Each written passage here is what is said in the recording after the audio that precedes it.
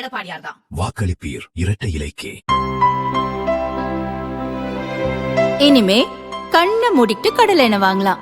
ஏன்னா மந்த்ரா கடலை எண்ணெய் இதயத்தின் தயாரிப்பு. வறுக்க பொரிக்க ஏன் எல்லா சமையலுக்கும் மந்த்ரா தான். மந்த்ரா கடலை எண்ணெய் அபார ருசி, ஆரோக்கியமான உடல் நலம். இறுதிக்கட்டத்தை எட்டியிருக்கும் தமிழக அரசியல் களத்தில் மணிக்கு ஒருமுறை சர்வேக்கள் வந்து குவிகின்றன. அந்தந்த சர்வேயை ஸ்பான்சர் செய்யும் கட்சிக்கு பலம் என்பது போலவே முடிவுகளும் எட்டப்படுகின்றன. சில சர்வேக்களில் திமுகவுக்கு 150 தொகுதிகள், சிலவற்றில் அதிமுகவுக்கு 150 தொகுதிகள். ஒரே ஒரு விஷயத்தில்தான் அனைத்து சர்வேக்களும் ஒன்றுபடுகின்றன. அது விஜய் கட்சிக்கு 18 முதல் 21% ஓட்டுகள் கிடைக்கும் என்பதுதான். இந்த 18 முதல் 21% எங்கிருந்து வரும்? யாருடைய ஓட்டுகள் பிரியும்? இந்த கேள்விகளுக்கு யாரிடமும் தெளிவான பதில் இல்லை.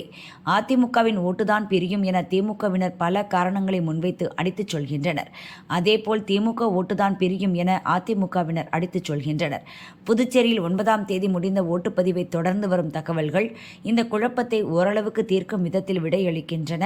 அங்கு 91.23% ஓட்டு பதிவாகி உள்ளதால் அங்கிருந்து வரும் தகவலுக்கு நம்பகத்தன்மையும் அதிகமாக உள்ளது.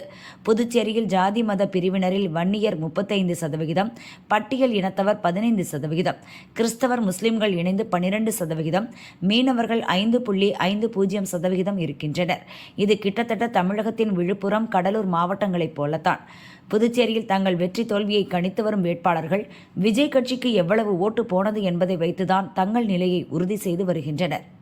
அவர்களின் ஆய்வுகளில் கிடைத்த தகவல்கள் சொல்வது என்னவென்று பார்ப்போம். புதுச்சேரியில் 5.50% உள்ள மீனவர்களின் ஓட்டு பேரலை போல் தாவேகாவுக்கு சென்றுள்ளது. இது பற்றி புதுச்சேரியில் செயல்படும் தேசிய மீனவர் பேரவையின் மூத்த நிர்வாகிகள் சிலர் கூறுகையில், புதுச்சேரியில் நடந்த தேர்தலில் எப்போதும் இல்லாத அளவுக்கு இம்முறை 1000 கோடி ரூபாய் இறங்கியது.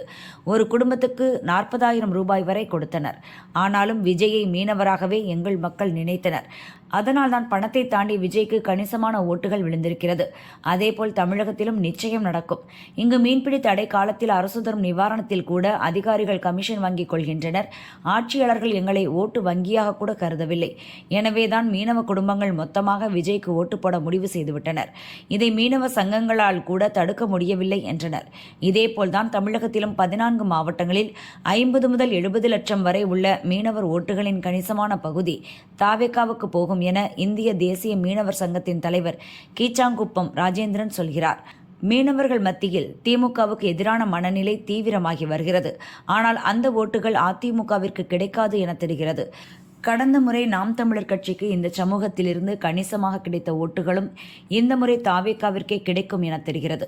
சென்னை, கடலூர், நாகப்பட்டினம், ராமநாதபுரம், தூத்துக்குடி, கன்னியாகுமரி வரை 35 தொகுதிகளில் மீனவர்கள் அடர்த்தியாக உள்ளனர்.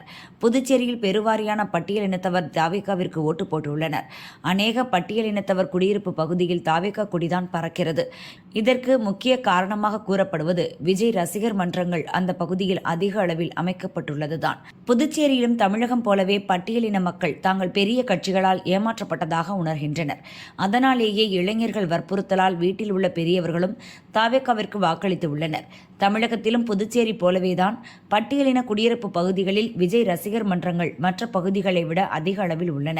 தமிழகத்தில் 20% வரை உள்ள பட்டியலின ஓட்டுகள் புதுச்சேரி போலவே இளைஞர் பெரியவர் என பேதம் இல்லாமல் பெருவாரியாக தாவேகாவிற்கு செல்லும் என எதிர்பார்க்கப்படுகிறது. புதுச்சேரியில் மொத்தம் உள்ள 30 தொகுதிகளில் 10க்கும் மேற்பட்ட தொகுதிகளில் வெற்றி தோல்வியை நிர்ணயிக்கும் சக்தியாக கிறிஸ்தவர்களும் முஸ்லிம்களும் உள்ளனர். கிறிஸ்தவ அடையாளத்தோடு விஜய் அரசியலுக்கு வந்துள்ளதால் நம் மதத்தைச் சேர்ந்தவர் என விஜய் மீது கிறிஸ்தவர்களுக்கு பற்று ஏற்பட்டது.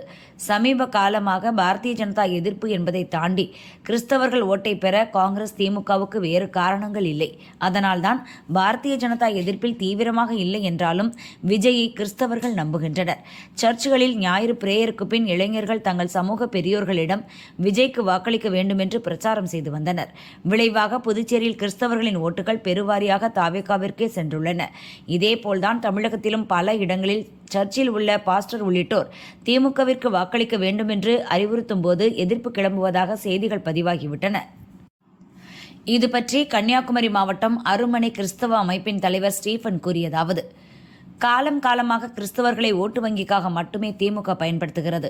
கிறிஸ்தவர்களுக்கு இடையே ஜாதி மோதலை வளர்க்கும் சக்தியாகவே திமுக செயல்படுகிறது. கிறிஸ்தவ மக்களின் நன்மைக்காக இதுவரை எதையும் செய்யவில்லை. முஸ்லிம் மக்கள் புனித யாத்திரை செல்ல ஹஜ் பயணத்துக்கு நிதி ஒதுக்குகிறது திமுக அரசு. கிறிஸ்தவர்கள் ஜெருசலேம் செல்ல அதிமுக நிதி ஒதுக்கியது, அதையும் நிறுத்திவிட்டது திமுக. கிறிஸ்தவர்கள் யாரும் திமுகவுக்கு ஓட்டு போட இம்முறை தயாராக இல்லை. வாக்காளர்களில் 18% உள்ள கிறிஸ்தவர்களில் 70% பேர் தாவேகாவுக்கு ஓட்டளிப்பர் என்றார். முஸ்லிம்கள் மத்தியில், குறிப்பாக இளம் வயதினர் மற்றும் பெண்கள் மத்தியில் தாவேகா பக்கம் சாய்வு உள்ளது. புதுச்சேரியில் இவர்கள் அநேகமாக தாவேகாவிற்கு தான் ஓட்டளித்து உள்ளனர். இது பற்றி எழுத்தாளர் புதுமடம் ஜாஃபர் அலி கூறியதாவது: புதுச்சேரியில் எனக்கு நண்பர்கள் நிறைய உண்டு. அவர்கள் அங்கு நடைபெற்ற சட்டசபை தேர்தல்கள் குறித்து என்னிடம் நிறைய பேசினர். அங்கு என்ஆர் காங்கிரஸ், பாரதிய ஜனதா ஆட்சிக்கு நிறைய எதிர்ப்பு மக்கள் மத்தியில் இருந்தது. இதனால் திமுக காங்கிரஸ் கூட்டணிக்கு வெற்றி வாய்ப்பு இருப்பதாக கூறப்பட்டது. ஆனால் அங்கு நிலவிய பல்வேறு குழப்பமான சூழல்களால் அக்கூட்டணிக்கு வெற்றி வாய்ப்பில்லை என்றும், தாவேகாவுக்கு இம்முறை கூடுதல் ஓட்டுகள் செல்ல வாய்ப்புள்ளது என்றும் தேர்தலுக்கு முன் கூறினர். இப்போது அங்கிருக்கும் முஸ்லிம் மக்களில் பெரும்பாலானோர் விஜய்க்கு ஓட்டளித்திருப்பதாக தகவல் வந்திருக்கிறது. அதே போன்றதொரு நிலைதான் தமிழக தேர்தலிலும் எதிரொலிக்கும். முஸ்லிம் இயக்கங்கள் தொடர்ந்து திமுகவைத்தான் தமிழகத்தில் ஆதரித்து வருகின்றன. ஆனால் முஸ்லிம் மக்கள் அப்படி இல்லை. முஸ்லிம் இயக்கங்கள் சொல்லும் வார்த்தைகளை அவர்கள் பெரிதாக எடுத்துக்கொண்டு ஓட்டளிக்க தயாரில்லை. சிறுபான்மை இனத்தோருக்கு நாங்கள்தான் பாதுகாப்பு அரண் என்று சொல்லி ஒவ்வொரு முறையும் ஓட்டு வாங்கிக் கொண்டு அவ்வின மக்களை ஏமாற்றி வந்த திமுகவை இனி நம்ப வேண்டாம் என முஸ்லிம் மக்கள் முடிவுக்கு வந்திருப்பதாக தெரிகிறது. அதன் வெளிப்பாடாக விஜய்க்கு இம்முறை முஸ்லிம் மக்களில் பெரும்பான்மையானோர் ஓட்டளிக்கக்கூடும். தமிழகத்தில் பெரும்பாலான மாவட்டங்களில் பரவலாக இருக்கும் முஸ்லிம்கள் விஜய்க்கு பெருவாரியாக ஓட்டளிக்கும் பட்சத்தில் தமிழகத்தில் யாரும் எதிர்பார்க்காத அதிர்ச்சி பலருக்கும் காத்திருக்கிறது. உறுதியாக சொல்வதென்றால் புதுச்சேரி பாணி தமிழக தேர்தலிலும் எதிரொலிக்கும் என்றார். அதேபோல் புதுச்சேரியில் 26% வாக்காளர்கள் 18 முதல் 30 வயதிற்கு உட்பட்ட இளம் வாக்காளர்கள். சென்ற தேர்தலில் 20% இருந்த இவர்கள் பங்கு இப்போது 26% உயர்ந்துள்ளது. இவர்களில் ஏறத்தாழ 60% பேர் தாவேகாவுக்கு ஓட்டு போட்டதாக தெரிகிறது. இது ஜாதி மத பேதமின்றி நடந்துள்ளது. இவர்களில் முதல் முறை வாக்காளர்கள் அநேகமாக தாவேகாவுக்கு மட்டுமே ஓட்டு போட்டுள்ளனர். அதேபோல் 77 முதல் 80% பட்டியலின இளைஞர்களின் ஓட்டு தாவேகாவுக்கு கிடைத்துள்ளது. தமிழகத்தில் 21.30% பேர் இளம் வாக்காளர்கள். மொத்தம் 1.20 கோடி ஓட்டுகள் அவர்கள் கையில் உள்ளது. புதுச்சேரி பாணியிலேயே இங்கும் ஓட்டு போட்டால் 72 லட்சம் ஓட்டுகள் வரை தாவேகாவுக்கு கிடைக்க வாய்ப்பு உள்ளது. இப்படி புதுச்சேரி போல் ஓட்டுகள் மாறும் பட்சத்தில் திமுகவுக்கு தனது பாரம்பரிய வாக்கு வங்கியில் சிதைவு ஏற்படும். அதிமுகவுக்கு தனது பெண்கள் ஓட்டு பாதிக்கப்படும் என தெரிகிறது.